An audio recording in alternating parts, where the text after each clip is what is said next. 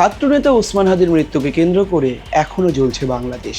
একের পর এক অভিযোগ উঠছে, ইউনূসের বিরুদ্ধে সরব হচ্ছেন ছাত্র নেতাদেরই একাংশ।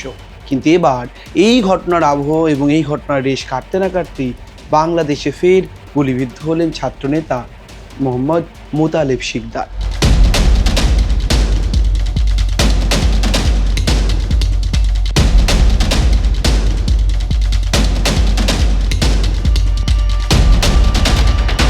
তাকে আশঙ্কাজনক অবস্থায় হাসপাতালে ভর্তি করানো হয়েছে। চিকিৎসক কি বলছেন শোনাবো আপনাদের। তার মাথার খুলির পাশ দিয়ে গুলিটা চলে গিয়েছে, তবে তার অবস্থা এখনো খুব বেশি আশঙ্কাজনক না, সে কথা বলছেন। কিন্তু এখনো তার পুরোপুরি অ্যাসেসমেন্ট হয় নাই, তাকে সিটি স্ক্যান করা হবে এবং তার ডিটেল শারীরিক কন্ডিশন সম্পর্কে আমরা আপডেট দেব। আপনারা দেখছেন যে এই ফ্যাসিবাদী শক্তি একের পর এক আক্রমণ করছে।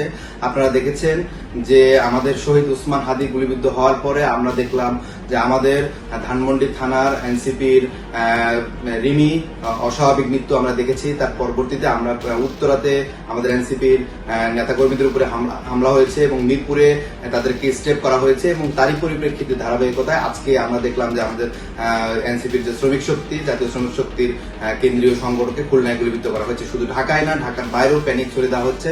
আপনারা সবাই সতর্ক থাকেন এবং আমরা বলতে চাই যে এই ফ্যাসিবাদী শক্তি বাংলাদেশে যতক্ষণ থাকবে ততক্ষণ পর্যন্ত একটা অস্থির পরিবেশ তৈরি করবে।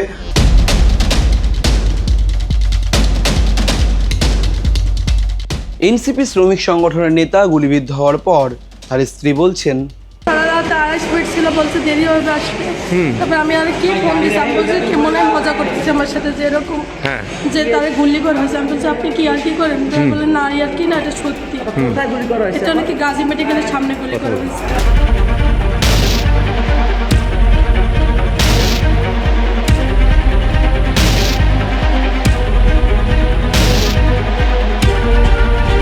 এনসিপির নেতা গুলিবিদ্ধ হওয়ার পর আবারও কিন্তু প্রশ্নের মুখোমুখি হচ্ছেন ইউনূসের নেতৃত্বাধীন অন্তর্বর্তীকালীন সরকার।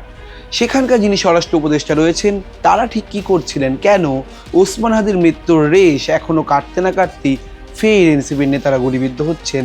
এই প্রশ্নের আবহে আবার বাংলাদেশ জুড়ে একটি প্রশ্ন কিন্তু উঠে আসছে, ফের কি বাংলাদেশ দেখতে চলেছে কোনো গুপ্ত হত্যা? ক্যামেরায় শুভজিৎ মুখোপাধ্যায়ের সঙ্গে রমেন দাসের রিপোর্ট, সংবাদ প্রতিদিন .in। ফলো করুন সংবাদ প্রতিদিন ডিজিটাল।